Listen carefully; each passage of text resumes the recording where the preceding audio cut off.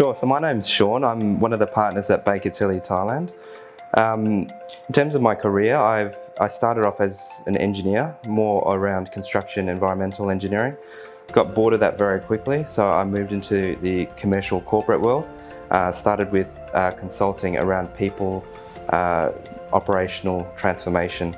I then went back to corporate world for quite a while and worked more on change management, on Lean Sigma, HR transformation, and then made that transition back into consulting. So for the past 6 years, very much focused on human resource transformation type projects. After working throughout Thailand for a few years, I was offered a partnership role at Baker Tilly, leading the consulting practice here in Thailand.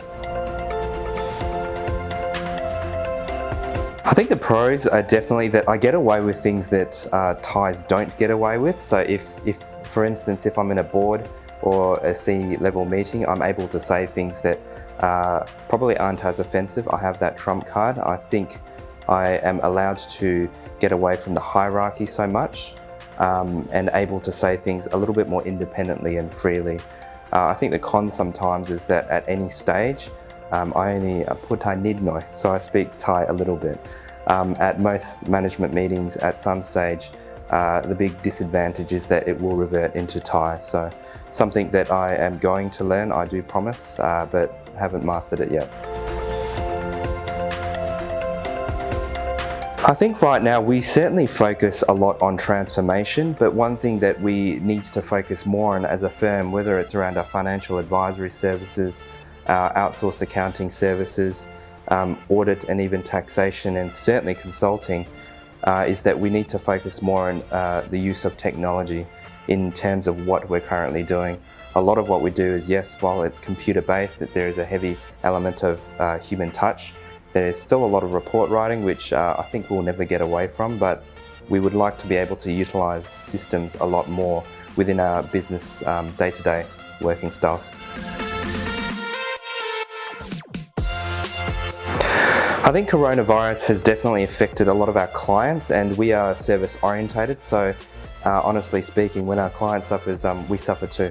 So as a business, at times, depending on our different units, some has certainly thrived around our financial advisory. So we still see mergers and acquisitions happening. Clients still need help with tax type services.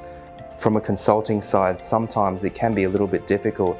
And what we've certainly seen is that operational spend has been limited in the last year and probably going to be the same this year. But at the same time, the people element and human resource transformation is still ongoing. I think if anything, the COVID pandemic has certainly taught us that people are absolutely important. They're a lifeblood to the company, so those services I think will certainly pick up.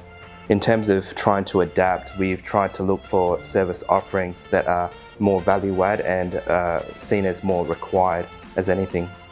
So heavy focus on compliance type work, but also, as I mentioned, people services, people transformation, where focus more on the new workplace and how businesses should now operate.